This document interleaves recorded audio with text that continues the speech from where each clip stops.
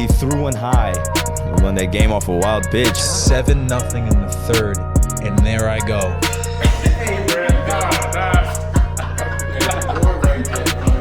Okay, yeah. What trap song get you in your mood? So he does his little trap to me, and I was like, oh boy. Coming out of high school, man, a lot of dudes don't understand like how tough it really is.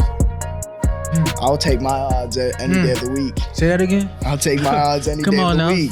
Talk your shit, bro.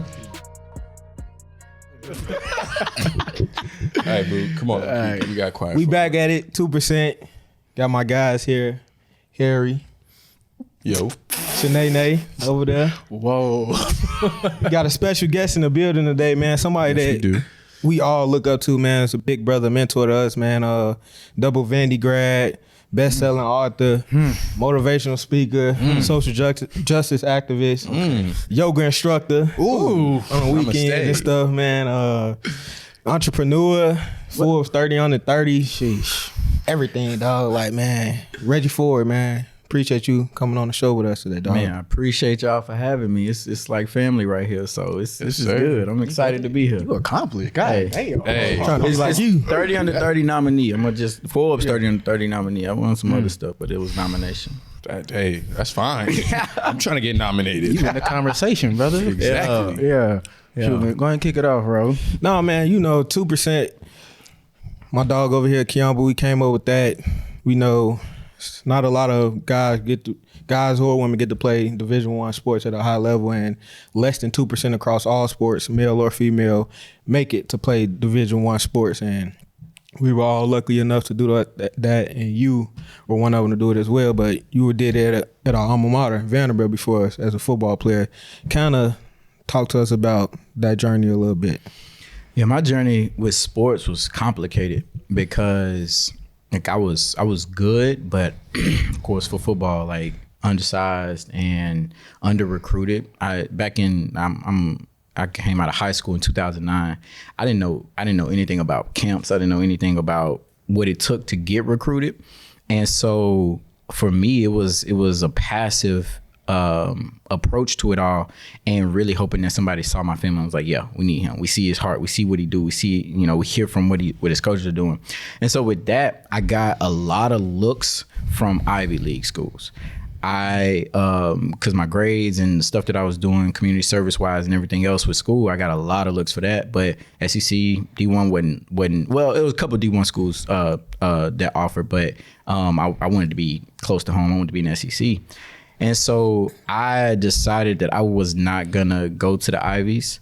I really like some self-sabotaging behavior, like on my SATs and everything, but it was more so because I wanted to be home. And so I got to Vandy, and immediately, like the first game of the season, they did this like gold rush while the freshmen run on the field with the gold shirts or whatever. They might call it something else now, but yeah, I was running down the field for the first time in my life without a jersey on, without pads on. And if I was like, nah, this ain't it. And so I remember going to the rec center and I was watching the team practice, and I'm like, he's just like an inch taller than me. And this dude right here. And so I really was like sizing people up and trying to see, okay, size wise, because that's what I really thought. That's what everybody had told me, that I wouldn't be able to do it that way. And then like speed and athleticism, all that, I had that. And so I decided I was going to get on the phone with my coach, my high school coach, who is Daniel McGugan Sender. Yeah. That's his great grandfather. And he talked to Bobby Johnson and staff. And before you know it, I was on the team and had earned a spot. So, yeah. Nashville, Tennessee, man. Yeah. Like, you good, bro? I'm good. It's a little bit, but yeah. A lot of people, like before I came to Vandy on my official vision, like I'm thinking of Nashville, like just straight country, all white, all of that. And then when I got here, obviously it was different than that. But growing up, how you grew up, it was a difficult journey. Like speak to that a little bit of the black side of Nashville that a lot of people across the country probably don't know about. True. Like it's crazy because growing up, I didn't realize there was that many people, many white people here, because I think like in most cities in America, you got a cluster of the hood where black people are. And even if it's not the hood, you got a cluster of black people congregating. And Nashville, probably similar to a lot of cities in the country and in the South, is very segregated in a way. and I don't think people really like emphasize that. And so growing up, I grew up out east in East Nashville. Now I grew up out east. And Don't Out East. East Nasty. You grew up out East East. Nasty. He was sheltered. East Nasty. Hold on. What part of East Nashville? Inglewood. Come on. Yeah. I know where that is. I'm in Inglewood. You went to Stratford, didn't you? No, he did. He was on for Stratford. Where he ask him? I'm zoned for Stratford. He was on for Stratford. I'm zoned for Stratford. You grew up on Right? Hey, brother. What? Hey, put that out. What you talking about? Put my address out there, brother. That's crazy. That is crazy. I'm zoned for Stratford. Yeah. I went to Ensworth. Ensworth. That's right. I went to Yeah, Ensworth. So yeah, But we both from Inglewood, out Inglewood, east, yeah. East Nashville. Yeah. Yeah, get it right, homie. Yeah. So like, in that, I think when I grew up, like, if I were to hear some kind of reference to East Nashville, it was like the place where I bought my drugs, or the place you don't want to get caught at night type of shit. Can we cuss? Yeah. Okay. Yeah. And so like that's kind of like what if you weren't from out there, what people would say. But I mean, it was family for us. It was rough in ways. I mean, like I look back in my life and I was doing some just like reflecting on trauma and looking at like adverse childhood experiences. It was something I talk about all the time, which is like the trauma you had faced before you were 18 years old.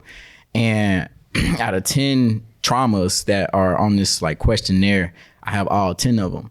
And then I kept looking and I was like, all 10 of these happened even before I was 5 years old. And this is physical, emotional abuse, neglect. This is sexual abuse. This is all those different things, right? And like, so like it looks at family dysfunction, people in prison, people with mental illness and different things like that. And I'm like, yeah, I was born into that.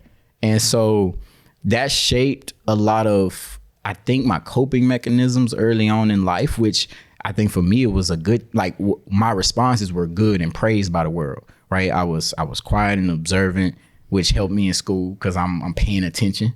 I was a people pleaser and I strove for perfection. All of these are trauma responses, but they get rewarded. Yep. And so yeah, but like my mom's was 14 years old when she had me. And that, like, when I think about that, I'm just like, damn, like the courage to even like go through with that. Cause I know it's probably many thoughts of like, we can't do this. But to go through with that and bring me into this world and then raise me how she did, was like, I honor the hell out of that. And then Pops, he was in and out of the streets and like he went to prison like for a long period of time when I was 8. And so like after that, it was just like, you know, learning how to grow up and be a young man and then a man without that example. So yeah, I had my grandfather who was like solid as can be. And I think like I'm so proud of him and my grandmother who like stepped up and like filled a lot of voids that I had in my life. And I think, yeah, that saved me. What high school did you go to? I went to MBA. So yeah. So talk about being where you from and then that transition into private school. I know private school, MBA. Yeah, MBA is a different place. Montgomery Bell Academy. That is different place. It is similar to Ensworth. I mean, very similar. We got longer history though.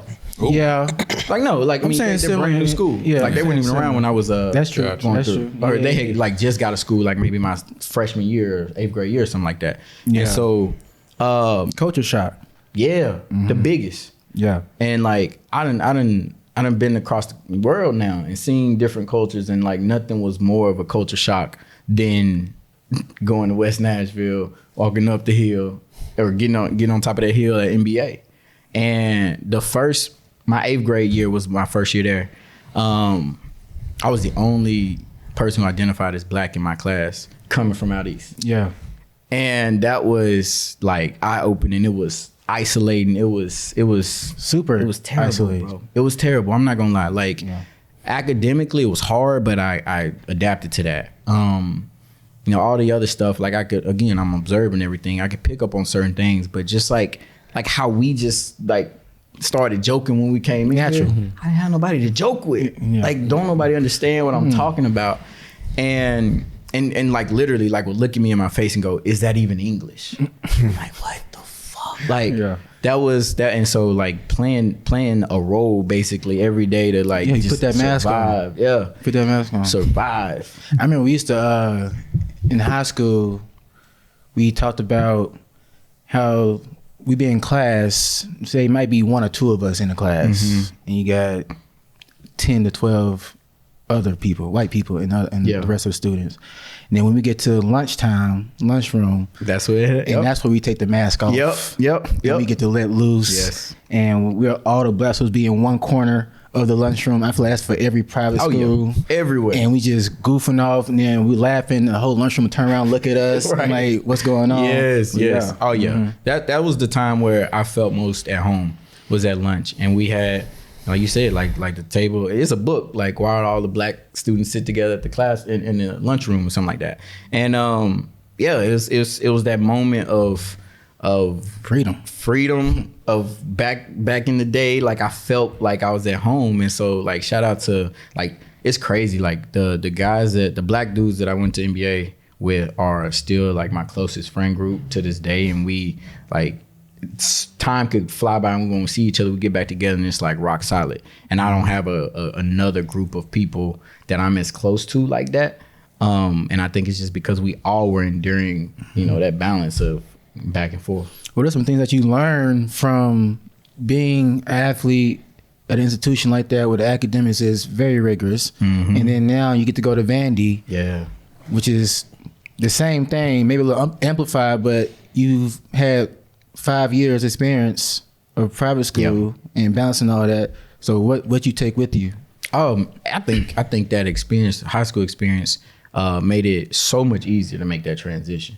Like I had already been used to like the crazy amount of work, like crazy amounts of work, and knowing how to write, knowing how to research, knowing how to do a lot of things. When I look around, like at least like athlete peers were having issues. First time writing a paper. Yeah. It's like, oh, okay. And I had to write a paper every like 3-4 weeks or something like that. And so like a long theme. And so like the study skills and all that. But like, I'll tell you, like my first semester freshman year was my worst semester academically at Vandy, because I came in and like one of the things that like at NBA, they tell you like college is going to be a lot easier because of all the work that you put in here. Like you're going to already build these skills. And so I took that and I ran with it. And I'm like, I'm not finna study. I don't have to work that hard. But at a school like Vandy, you still have to put in that effort. And so like I'd be telling people my GPA my first semester and they'd be like, that wasn't bad, but it was a 2.8. And so like that was my but like for me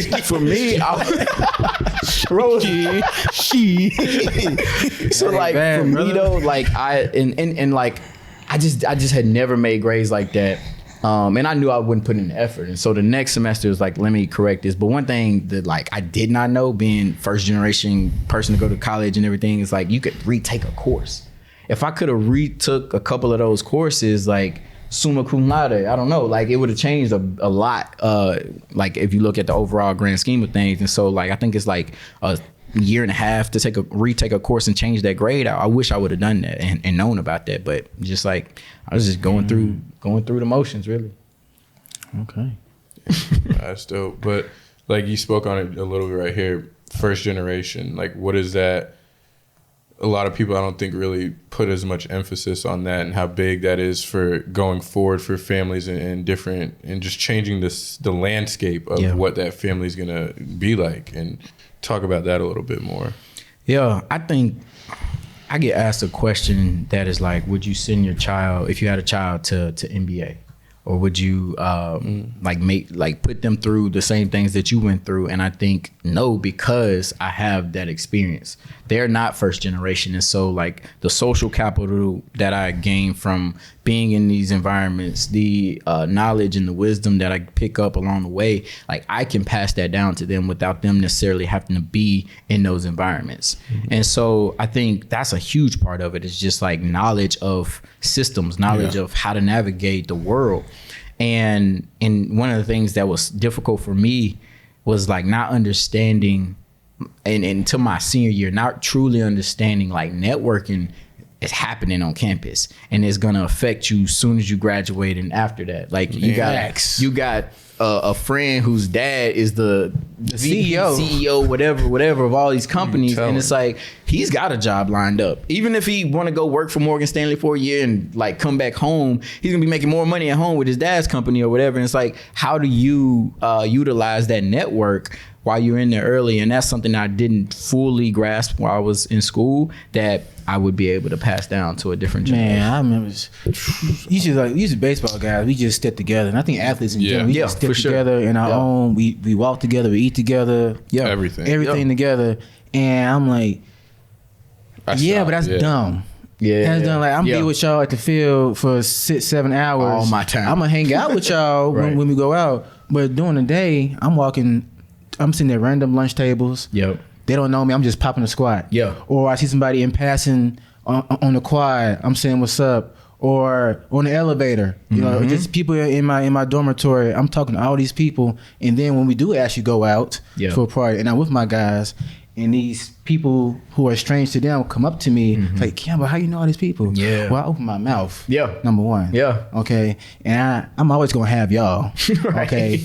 Yeah, this baseball world, but these people right here are people who gonna be changing stuff on the outside. And I knew that first year. Yeah. Okay. That's so good. just speaking to your point, that's so I was social. I would say I was very social freshman year because what we didn't mention is NBA is an all boys school. Facts. So all day long, That's I'm around dead. all dudes. And so getting to college, it's like, okay, there are girls around here. And that's different. On the same flow.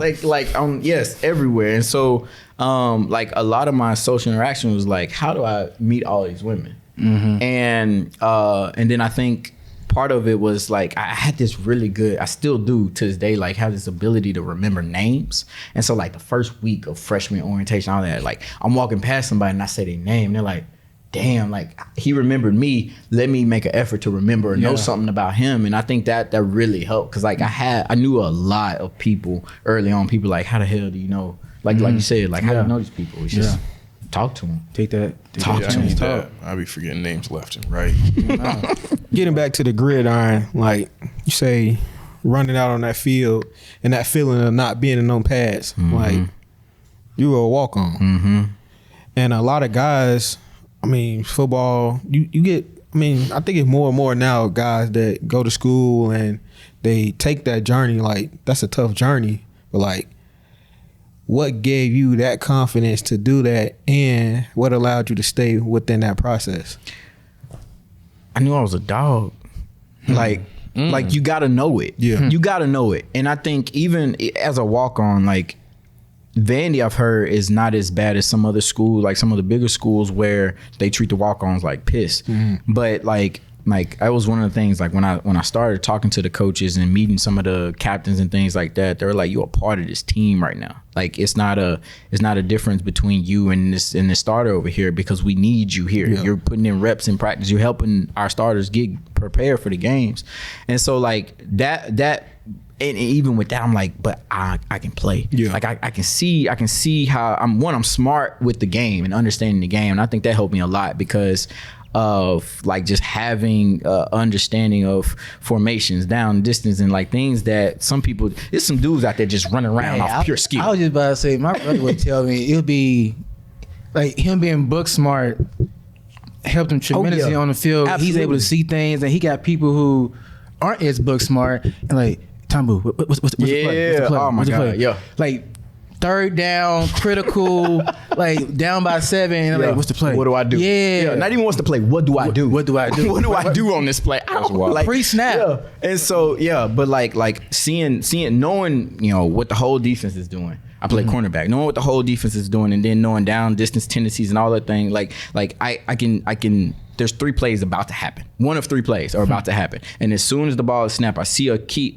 or a sign. Now I know what's happening, and so even though I'm shorter, I may not be in the best position. Like I'm gonna make a better play than if I didn't have that. And I think that helped me because like I had some great coaches, like DB coaches, defensive coordinators and everything. And they took that to another level for me and really understanding that. And you know, before you know it, like I was getting, you know, it started with starting on special teams and things like that. I'm like, okay, like I kind of didn't think I was ever gonna play, like when I walked on, but like getting the start, getting the you know, make a contribution, is like, okay, like I belong here. And then I tell people like special teams can make or break a game.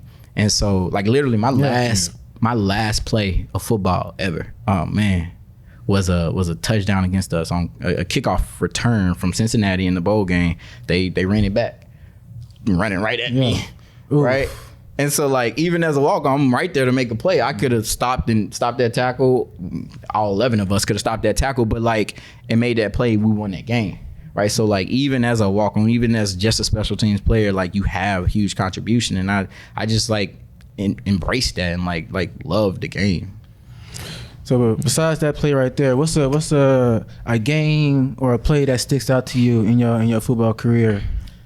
Man, this is like a hard question for me to answer. Okay, just go a game then. What game?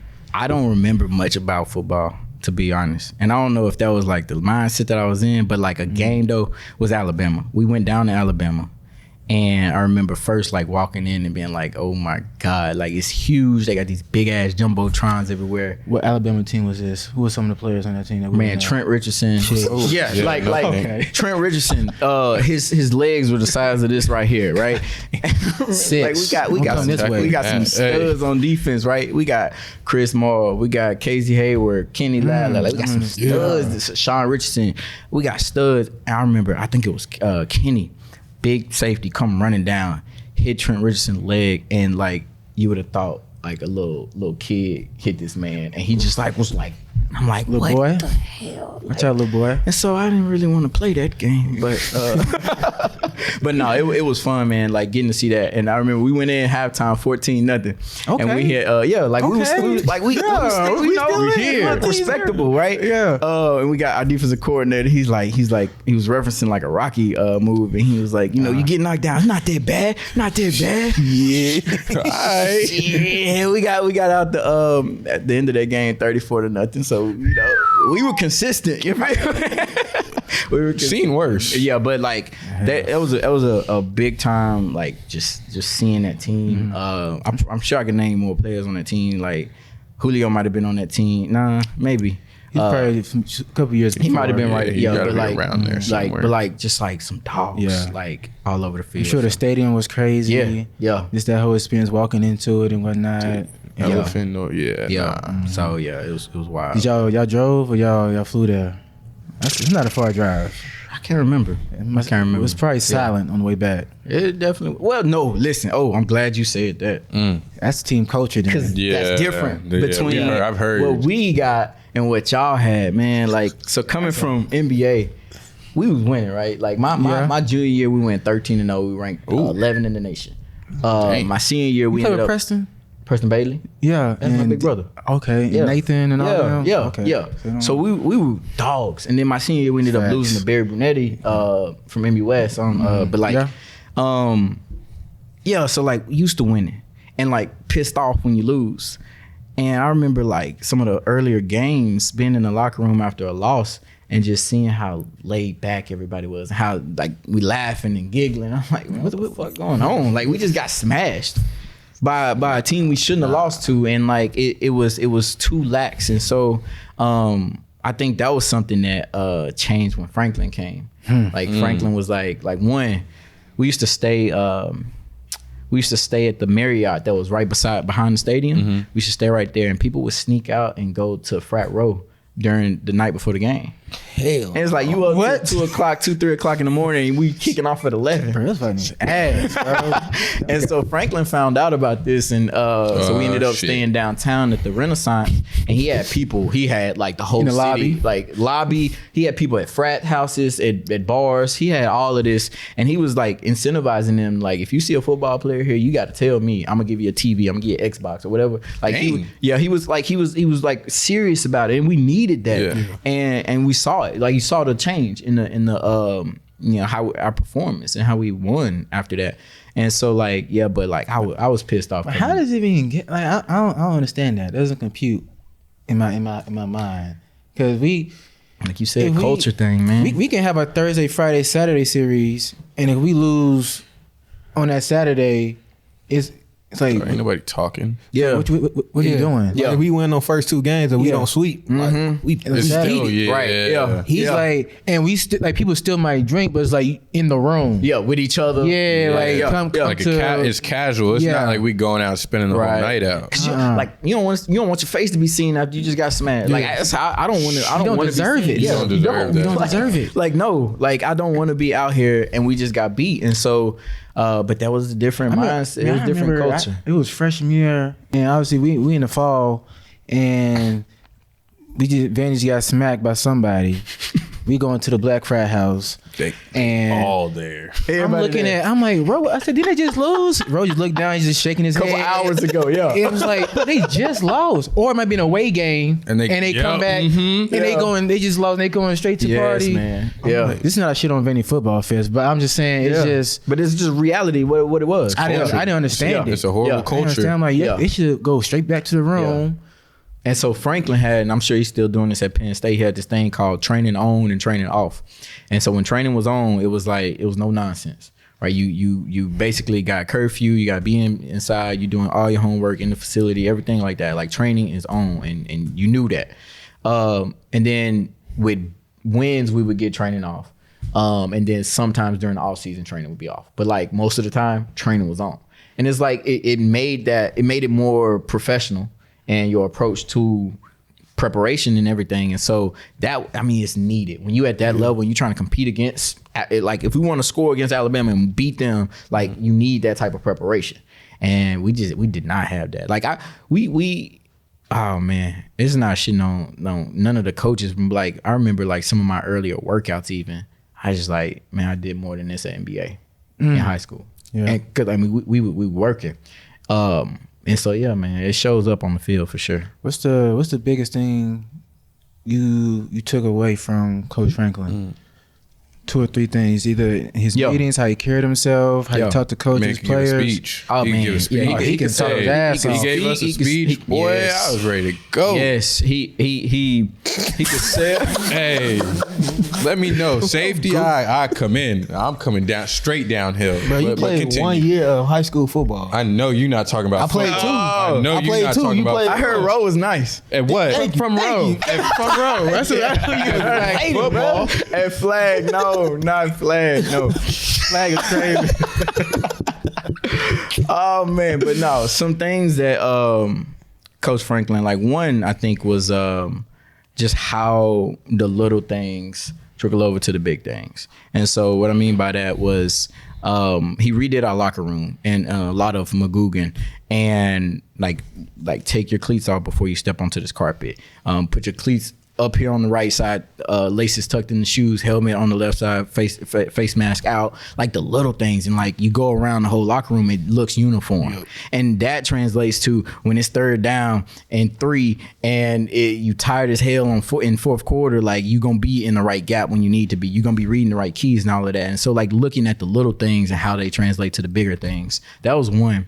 And I think like timing was big. He was big on timing and like you showing up. And so he's like, if you're not 10 minutes early, you're late. And I love that approach because like it gave some little flexibility, but like we in there talking before the meeting start, kind of like how we was joking out here before the podcast started. But when it's time to go, we going. We ain't got time to be making sure everybody corral. And I think like one of the things I love about him the most was just his authenticity and love of the player. Like you would see what y'all got a speech from him, and like, but even now I feel like you see a persona that may be on TV, you see that, but that's that man. That's him. Yeah. And he cares. And I think when you have a coach that's going to run through a wall for you, that's going to go to bat for you, then you're going to do the exact same thing for them. And he had all of that. And so, yeah, it was a real deal, dog. Why do you think I feel like the little things that you were just mentioning, why do you think some of these other programs or other coaches kind of are lax on it and just like, or maybe Vandy, that just kind of skip over it thinking that it's really not that important? I don't think we know that. Like, I don't think we know that at all. It can be, Franklin can do everything, but it comes down to execution and buy-in. And a coach may preach that to his players, but how he goes about it, how he tries to convey his message, it might not click. It might not get through to the players. And so I got a good example. Yeah. Like, so when Bobby Johnson left, Robbie Caldwell became our head coach. He was our offensive lineman coach, but he ended up being that interim year head coach.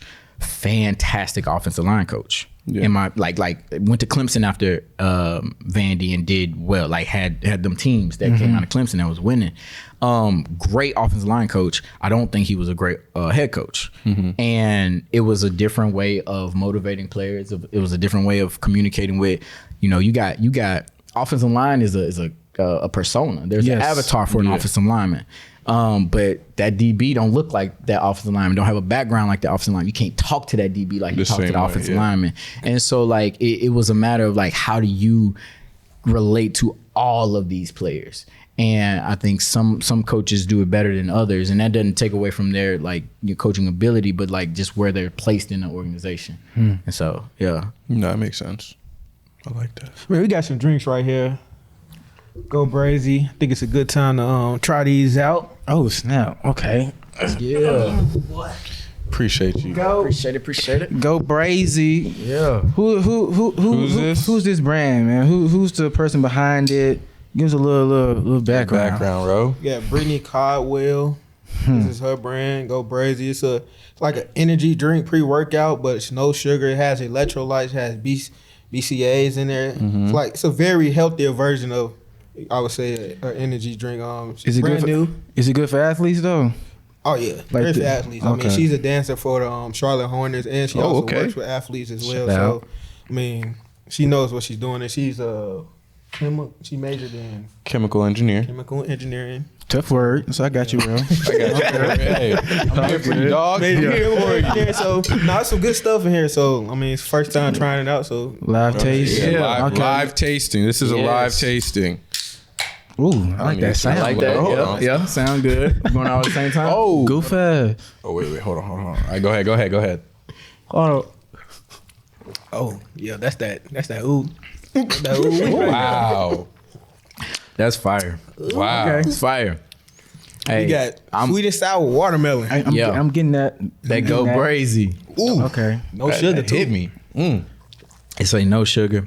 Nah, but I know Brittany, and I remember when she had the idea for this, right? We're talking about year and a half ago, and she just like calls like, hey, I think I'm gonna start an energy drink, and more than an energy drink, a brand behind it too, and to see the vision, the passion, and where she's brought it with going back to execution.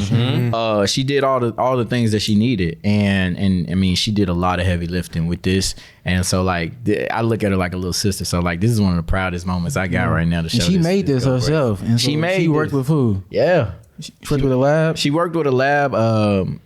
A drink lab. I don't quote me on that, but like she worked with a lab to come up with the formula for it. One of the things that was like very unique about this, and she was intentional about, was that some energy drinks get banned by certain leagues, major MLB and NFL and things like that, because of some of the additives to it make it on their PED list. This passes. So like for professional athletes who do like energy drinks, like the effect of them and the taste and everything. I mean, this tastes better than any energy drink I've ever had. No, facts. Tart cherry you can have a little tart cherry in there. Y'all ain't read that? You deep in the I know you can read. I know you can read that much, bro. Well, both of y'all are really suspect on the read. Whoa. what's that last word, bro? Oof. I don't know that one right there. Shit. Yo, but I see calcium. But yeah, so like if you are an athlete and you want to have something that Tap is in. cleared Tap in with Go Yeah. Brazy. Yeah. So The name is hard though. I like to go Brazy. Yeah. For sure. Yeah. I like this. Okay. The aesthetic of the can, the color. Yeah, I like it. And she goes brazy, and like I like, for me, I think sometimes I gotta tell her to go to sleep. Yeah. Sometimes. Yeah. She Okay. will go. Yeah. She works. Like she dances. She's a performance what do you call it, development like specialist. She does so much. She's branding and marketing. Like she knows all of that stuff so well. And like sometimes it's like, hey, have you taken a nap? Yeah. Let's take a nap and then get back up to it, because she's gonna keep going. Yeah. She gonna go brazy. Yeah. So Wow, yeah. that's Ro tough knows about naps. that you want behind the brand though. Yeah, that is. That's who you want running. What do you the say brand. That's about what Ro? Ro knows about naps, but yeah, nah, that's definitely what you want running the brand for We're sure. taking snaps in sleeping bags. Hey, curled up. For real. Curled up. Hey, bro, you gotta get comfortable, dog. No, man, going off of Brittany, I mean, she has her own brand and it's amazing, but you also are an entrepreneur. Good little song. That's a good little song. Good segue. Hold on. I ain't never seen black folks do high fives like that. That's crazy. Why you gotta? I'm just being real. Why you gotta ruin? I ain't want to. I didn't want to. I didn't want to leave him hanging, gotta bro. It was because the drink was in his hand. He would have reached over Dang, with you it. always. So Why you you always doing that? Why you always doing that? Q, why you gotta? we can't do that? Why He you gotta wanna drop ruin a the good baton. moment? He Why wanna you gotta drop the ruin- baton. You gotta ruin a good He moment wanna every drop the baton. time. You ran track, didn't you? Dang. For You one wanna drop meat. the baton. You wanna go Dragonfly, switch? Dragonfly. You wanna go switch? One meat. Shh. Dragonfly Jones, keep it down. Hey, that was a smooth segue. Dang. It was great. It was good. Nah, but you're an entrepreneur. What was we talking about? You're an entrepreneur yourself. You're an entrepreneur yourself, man. You got you're a best-selling author. Got your own financial company. You do a lot. You do a little public speaking, and then you see you teach some yoga classes with your tights on. But no, speak towards that, man. Pause. Come on, bro. We need to see like the. But go ahead, man. Yeah. Talk us about a little entrepreneurship and you're like, what was your first venture? My first venture That was, popped. They all popped. Talk your shit. The first one was t-shirts. Okay. This was when I was like 8. Yeah. And so I had a friend who could draw. 8 years old. Yeah, what he said. he could draw. And so I wouldn't. Y'all, but it's He said 8, like he just said 8. Can you stop, please? We trying to get some ahead. real good All right, information all out. But so like I got a friend who could draw, and I got a whole bunch of white t-shirts. And this was back, y'all, this probably before y'all even like was like knowing what this was, but like the little gel ink stuff that you would put on shirts. Like we used to do all kind of designs and different things on that. But what I would do is like trace his drawings, and I would just do that like 20 shirts, and I sell all of them. And like one, like the one that I remember the most was the Bugs Bunny. Like had a Bugs Bunny, the ears flopped down. So I'm tracing that thing, different colors and everything, and I would sell those. And so like that was like, I had always had this entrepreneurial spirit. Like my family is full of entrepreneurs. Like my mom, she's a self-employed master barber. And my dad, he he's an entrepreneur. He's an entrepreneur, right? Yeah. Like I always say, my mom was in the business of making people look good. My dad was in the business of making people feel good temporarily. Gotcha. And so like it was just in my spirit to create, and I think like that carried on for years. So I sold fireworks, I sold candy, and like that's the earliest stuff. I was a barber on campus, so for the team and different things like that, I was cutting hair. And but when I graduated, I got into accounting first, and that was cool. But I was like, I want to do something different, and then got into wealth management, which was like more finance based. It was I felt like the clients that I was working with saw me as a benefit in their life versus as an accountant, as an auditor. I was looked at as a nuisance a lot of times, and I took the knowledge that I gained from working in wealth management and decided to build a company around that. And that is what like really propelled a lot of the things that people know me for. I got you. What's the name of that? What's that company called? Rose Creek Wealth Management. And so the name comes from the metaphor of the rose that grew from a crack in the concrete. Through all the perceived impossibilities, through the, poor soil, no light, no water, that rose grew. And through all that adversity, you applaud his tenacity to reach the sun. And I felt like that had epitomized my journey and my life up to that point, and I wanted to celebrate that. And so it's yeah. Bro, don't get me shouting in here now. Some bars right there. Hey. All right, yoga. Hey, How man. we get into yoga? So I got into yoga crazy. Like Coach Galt, our strength and conditioning coach, used to do downward facing dog. It was probably the only yoga pose that I remember like doing in football. So like I known the name of that, but like really didn't start yoga until after I graduated. I want to say it's probably like 2013, 2014 when I got a DVD of a yoga tape, and I was just trying to stretch. Like I was trying to get like loose because I had a lot of nagging injuries. And but then I walked into a yoga studio at the end of 2015. It was a hot yoga studio, and I remember being in there. Well, shout out to Wesley Tate, former Vandy running back. He was in that class with me, and I had just done like upper body chest that day. And I'm thinking I'm finna just go in here and chill, breathe, and do whatever. Man, I'm in that class shaking. I'm like, this is it's hard. Like it was hard for me. And I got out, my pants were dripping, like my shorts was dripping, like I had just jumped in the pool. And I liked the challenge of it. I liked what it was doing to my body, what it was doing for my body physically. And about 6 months into it, it was like, okay, like I'm seeing mental and emotional changes as well. I'm not reacting to certain situations that I used to react to the same way. I'm able to breathe through that discomfort, just like in yoga. I'm able to be more mindful about the things that I'm doing on a daily basis. And I mean, like seeing a lot of healing through it, like real deal, that I didn't even know I needed. Got you. Yeah. Sounds like something Rush should get into. He done came to a class. Yeah. So you're an instructor. Yeah, I got certified at the top of 2021. Okay. I did not intend on teaching yoga. I went into it thinking I wanted to like just have a better understanding of my practice. And it's a practice. Like, so like you don't go into it trying to perfect anything. It's not a competition. It's not perfect. No, it's always a practice. And so like I was trying to, enhance my practice, and through the teacher training was like my first introduction to group therapy. And I did not know I was going to be getting into that.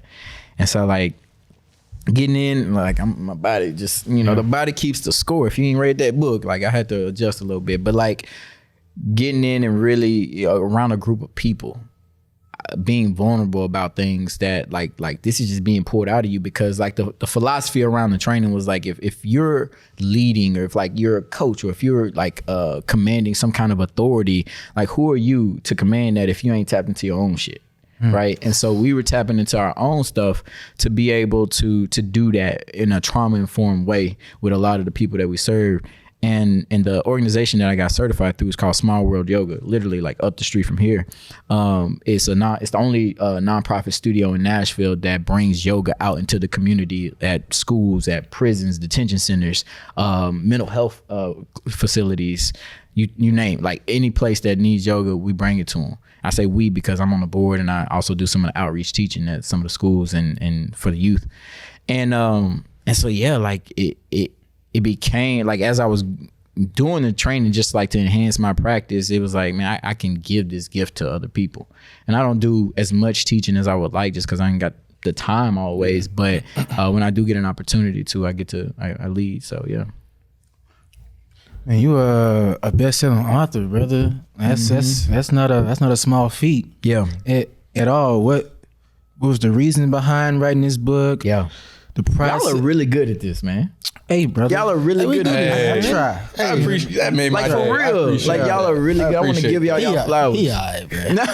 No. Like all jokes aside, like the segues, the questions, the everything. Y'all are really good at this. I'm proud of y'all. I appreciate it. Right. What was that process like of writing the book? The reason you wanted to write the book, and now the book is finished for a while now, like pushing it out, the marketing, like the whole landscape of the book world. It was the whole thing.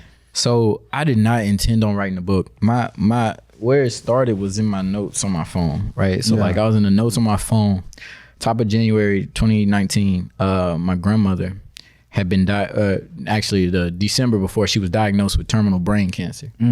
And she had a couple surgeries to remove some of the tumors off her brain. And this was like going back to when I was telling my story growing up. My grandmother and my grandfather, they were like my rocks. And so like it was difficult, knowing that her fate was what it was. Like they had given her like 6 months to live. And top of January 1st, 2019, I got a call from my pops, my dad, who was like, something not right. And so I drive over there, and my grandmother's like laid out on the bed, like stiff as a plank. And I'm like, I just dropped to my knees, right? I'm thinking like, damn, like she dead on New Year's Day. Mm-hmm. And I walk in there, I see her move a little bit and twitch, and like she's not there, but she's still alive. And so we get the EMTs and everything. Come to find out, she had she had been like overprescribed this medication that causes psychosis. She had just had surgery on her brain and like everything else. And so like she had attempted to take her own life and died by suicide by overdosing on insulin. So her blood sugar was like on the ground. And man, a couple days after that, I some chaos ensued around the house, around money, around family. Family members wanted to kill each other, and I'm trying to like just take care of grandma. I'm trying to make sure that everybody straight, and I had to find an outlet, like, and I couldn't talk to my grandma. She wasn't in her right mind, so I just went to typing on my phone, and I did that for 6 months straight. And at the end of the 6 months after she passed away, I copied and pasted it from my phone to my computer, and it was 60 pages. And I was like, it's not a blank slate, right? You got something to start with. And it's still like at that point, it wasn't for a book. It was just like, man, this was helpful during this time. This was a therapeutic exercise for me. And so I just kept writing. And the way that I wrote, I color coded it because like, it was so heavy on family. And like the subtitle is Breaking the Curse of Intergenerational Trauma as a Black Man in America. And so the generations before me, I'm highlighting them in different colors and like writing up to the color. Is what I would say. I'm gonna write up to the color. So I went back from the first earliest memories up to the color, and the color was the chaos, the explosion of where relationships were at that time. And that whole process was amazing. Like just me telling my story and meeting people and like sharing a little bit about it. Like it's a book. And like in Black families, it's like you don't put my business, you don't put our business out there. Yeah. And so like I had a lot of pause around that. But as I continued to tell the story and tweak it and edit it and things like that, you could take my dad's name, or my dad's not named in it, but you could take like these different characters, which are my family members, out of it and replace it with some of your family members, or replace it with certain instances that happen in your family and be like, that could happen to me, or that has happened to me. And how do you navigate that? How do you deal with that? And that's what the book is really about. It's like, how do you deal with the things that we all experience from a mental health standpoint, from a familial standpoint? How do you deal with that? And then I think two parallels in the book is one, like looking at my story and the things that I dealt with very acutely as in contrast, or like in parallel with where we are as a country. Right. And I think like one of the biggest parts for me was looking at this process is one, going from normalization of all the things that we normalize, and poor behavior and bad mental health and just like things like that, to realizing that those things weren't good and weren't healthy, and then ultimately liberation. And I think that's the same process that we need to take as a country, as individuals in our own mental health journeys we've normalized things, but how do you get to a place where you can step back, look at it, realize that it may not be healthy and serving you, and then ultimately find some liberation so you can find some peace. Dog. It's like you've been such an inspiration to me. Like, man, I just remember the first time we met, I was like, dog, felt like I know you my whole life. And like, I don't really look up to a lot of people, man. Like my pops. Look up to anybody. That boy Robot School is hard out. I'm sorry, man. I'm sorry. That's black people though. That's black folk. That's black folk for sure. Though. No, but like, it's all love. Go ahead. Like, you a real big brother to me, for real, dog. And like, I remember as you started writing this book and like when my pops got killed, like if I ain't have you, I don't know what I would have probably did. I would have probably crashed out for real. And Yeah, bro. we talk about just going to therapy as Black people, and that ain't something that is normalized in our community, and it's something that I started my journey.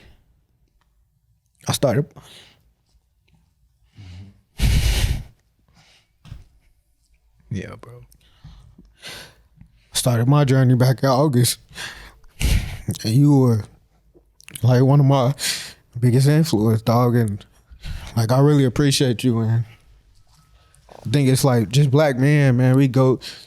Black people in general, but as Black men, we just think we always told we gotta push through and get through stuff, and like that ain't real. Like that book and just what you do and how you inspire people, man. Like I appreciate you. We all appreciate you, and it's like, man, just keep going, dog. And it's just real, for real. Appreciate it, bro. I love you, bro. Man, I love you too, Love you, bro. I love you too, bro. And like the same feeling that you had for me, like I looked at you and like I'm saying, like I don't let too many people into my life. Like just that's the trauma that I've experienced, and like meeting you was a different experience, and like I saw so much of me and you, and I just wanted to wrap my arms around you, man, and lift you up through a very challenging time. Like even before that though, I rocked with you, but like during a very challenging time.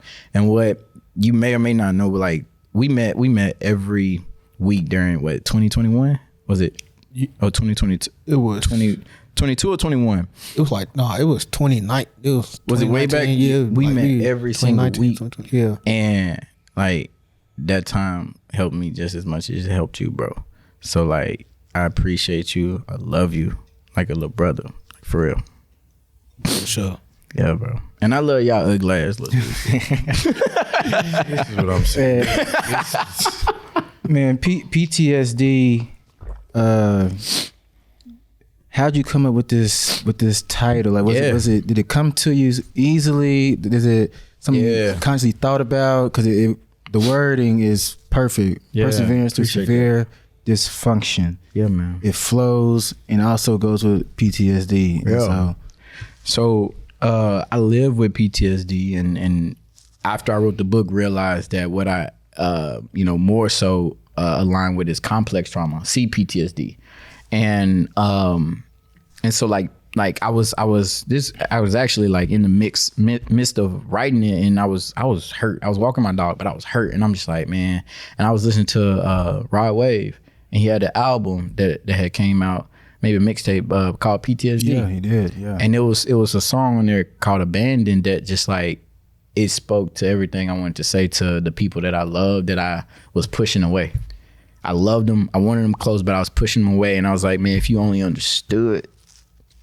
Hold up. If you only understood like the way that what I've experienced shapes my brain and what it does now, like then you would understand and grow to love me more.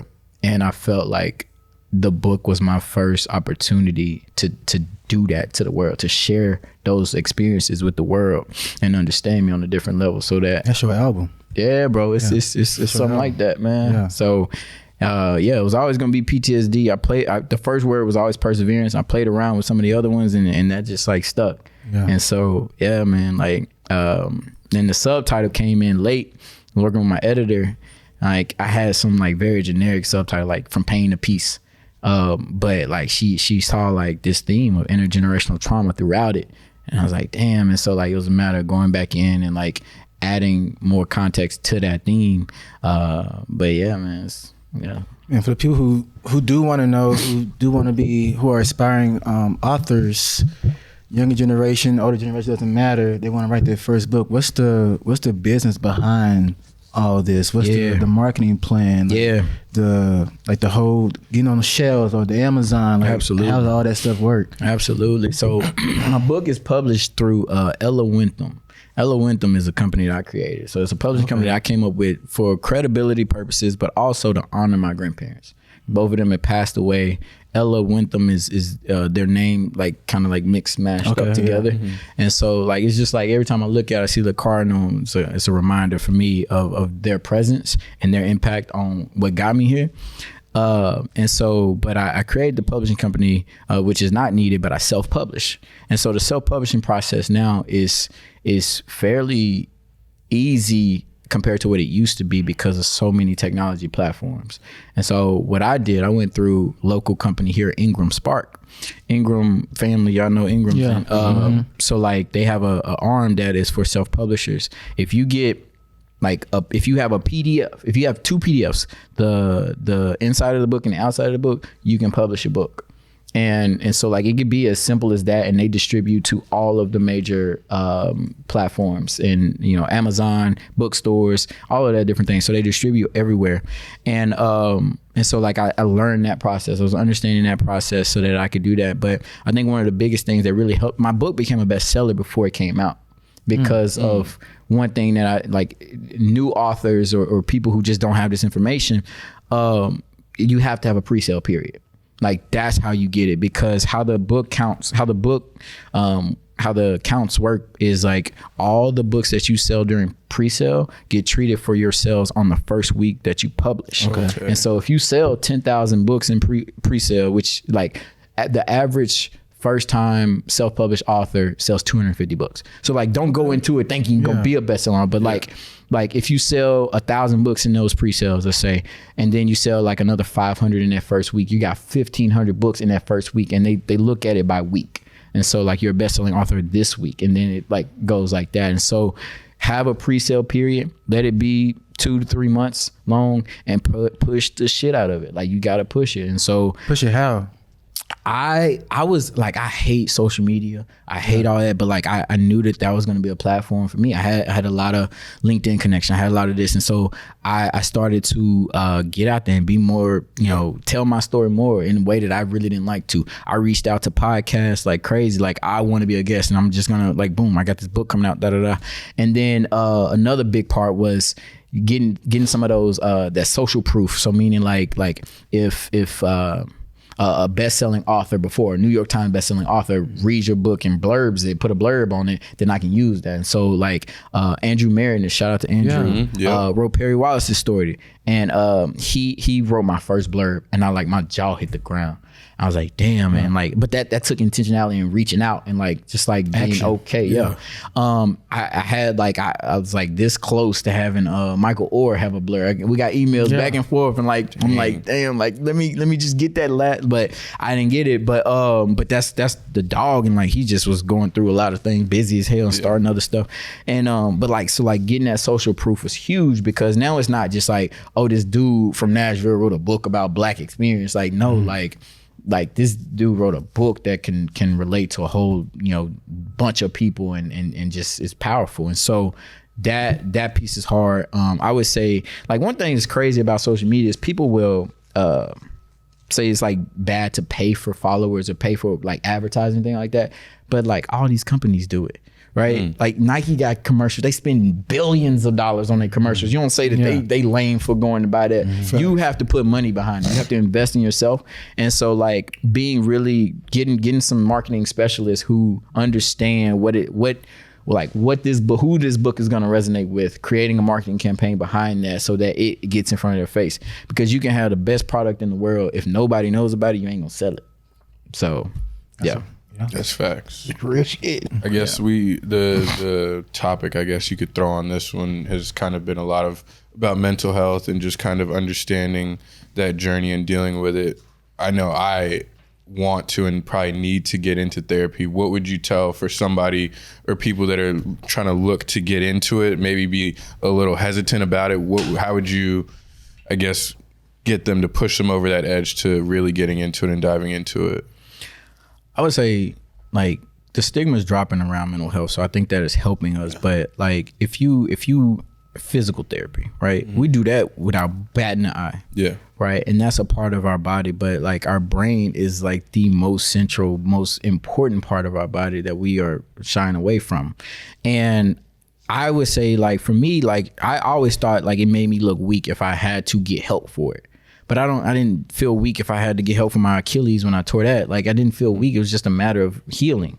And so I would say like look at it in the same way that you look at your physical health. It's like if you're gonna go and treat your physical health, treat your mental health, but then also like my therapy sessions are conversations. I'm not in there laying down on the couch while somebody drawing cats and like I'm literally like having a conversation with somebody who's trained to ask me good questions that have me thinking introspectively. And like kind of like how we sit up here and talk with each other, that's a form of therapy, but we're not like specially trained to get to root causes of certain things. And so I like if you've had multiple days in your life where you didn't like where your mind was, that should be motivation to go, because like it could be as simple as like 5 to 8 therapy sessions that's like, oh, now I understand why I think like that, or now I understand why I react like that. Or like for me, I feel like I'll always go to therapy, whether I'm in a good place or a bad place, because I look at it more as like maintenance as opposed to something's got to be wrong in order to go to therapy. And yeah, I think it's honoring yourself, right? If you love yourself, you want yourself to feel better, or just feel at the max of where you could be, like your potential, then think about it. Consider it. I would never put, like he said, like we were meeting back in 2020. He didn't go until 2023, August of 2023. I would never push therapy on anybody, because you're not going to get anything out of it if you're being forced to do it. You have to want to do it. You have to want to go in and see what it's about. And once you do and realize that I'm having a conversation with somebody who's really just working out my brain like they would work out my body, and I'm getting better from it. Yeah. Hey, man. It's been real, dog. No. Dog, man. Oh. Good shit. There ain't really much more to say about it. No, what's next for you, right? Yeah, what's next? So launching probably at the top of the year, I got a podcast dropping called Vulnerability Muscle. Ooh. And it's all about reframing vulnerability as a strength as opposed to a weakness. Like, and I had a counselor that I interviewed who was like, man, it's kind of like a therapy session. I was like, shh, like giving away the secrets, but like it's similar to that, right? It's like the conversations that me and Ro were having on them weekly basis was a form of therapy, right? It wasn't, again, I'm not clinically trained to do that, but like we were having good sessions where it was introspection, where it was healing. And I do have a lot of trauma-informed care in my background. And so like being able to ask questions that get to people, like I've had many people cry on the podcast, and it's just a part of it. And seeing that as the strength and the courage to open up some of the wounds that we ain't really tapped into or been encouraged to tap into. So Vulnerability Muscle is dropping January 2024. So the episode's already been shot. Record. We got probably on the first season it'll be 12. Okay. And all there's one Hispanic man, and then the rest are black men.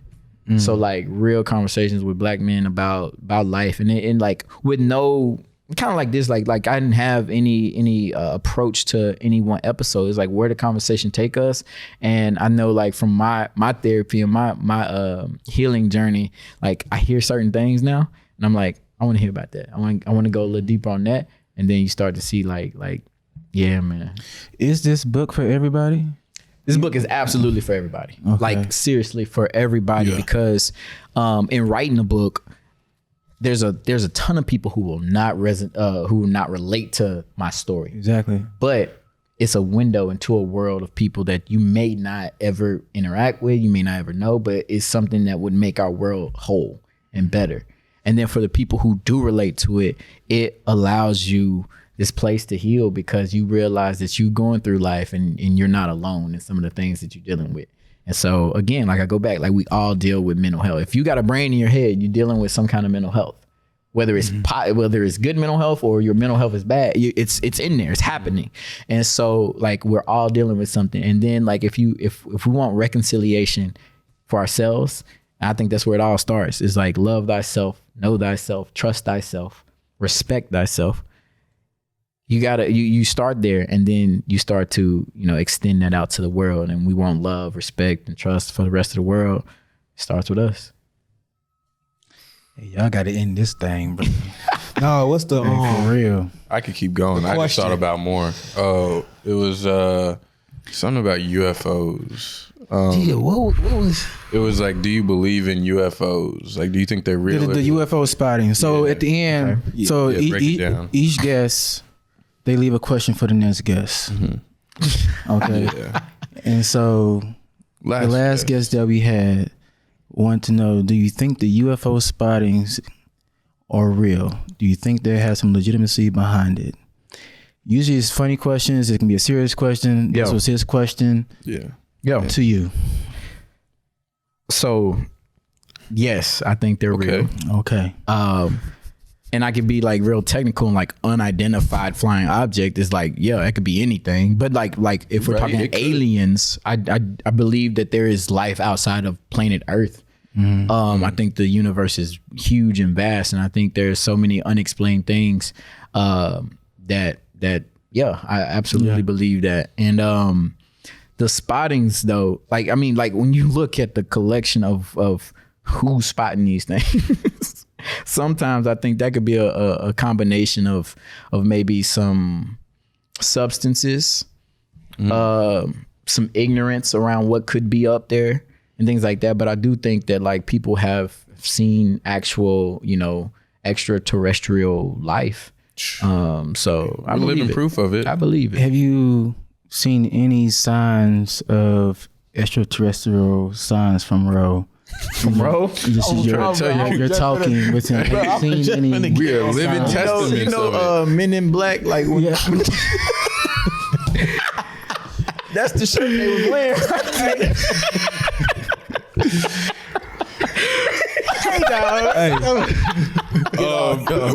We gotta keep going. All right, we need you to leave a question for the next guest. I will leave a question for the next guest. Anything you want. Anything I want. Anything. Damn, that's hard. It can be on brand with this conversation we had today. Yeah, I think it will be. I think it will be. Describe what was your favorite childhood memory and describe it in detail. Describe it. Now I gotta answer my own question. Yeah, that's how we do it. That's how we do it. Oh, cold blooded. My favorite. I ain't gonna go there. I'm gonna say, bro, kind of cold blooded, reptilian. I'm just like, do that to you. Man, my favorite childhood memory is it would have to be, because this is the season for it, man, being at my grandparents' house during Christmas break. Like I wouldn't, like, this is crazy. Like when I was like 10, 11, 12, something like that, I got into it with my mom, and I really don't know what it was about. But it led to being with my grandparents for several weeks. And that break, I got to make these cookies with my granddad. He always make these cookies, and I got to make them with him. And then just going around the neighborhood with my grandma, she always wanted to go and drive and look at the lights. And so, like, and playing her music, Smokey Robinson, Johnny Taylor, things like that. Man, like that, when I think about the best feeling and the greatest time, it was that. Yeah, for sure. Yeah, that's real, dog. That is real. That's good. Appreciate you, my brother. Hey, Appreciate shout out to Brittany. Go Brazy. Go Brazy. Shout out to Valley Gloves. What's the code? Drop the code for him, boo. 2%. The actual number 2% spelled out. Link would be in the description for all my infielders, outfielders that want that good training and whatnot. Go get that glove. Go Use get the code, get a little money off and whatnot. For sure. What you got going on? Hey, we out of here. Jay-Z said we don't call that money over here. What we call it? I don't know. I thought you was about to No, I ain't saying anything. Oh, dang. Well, Yeah, he said holding money to your ear, we don't call that real. Like, that's not real money. Literally, but also in real life. We out. we out. Peace. Hey, you ain't say subscribe, follow. You ain't say none of that. Man, Like, comment, subscribe, all that. Yeah, What you and I'm got? gonna say, follow me on everything. Reggie D Ford. Reggie D Ford. And then look for the podcast Vulnerability Muscle coming out soon. If you want to copy the Perseverance Through Severe Dysfunction, get it. You will not regret it. Buy another copy for your cousin. And your mama. And your auntie. That was on brand. All right. Good stuff, man. Peace. Dang.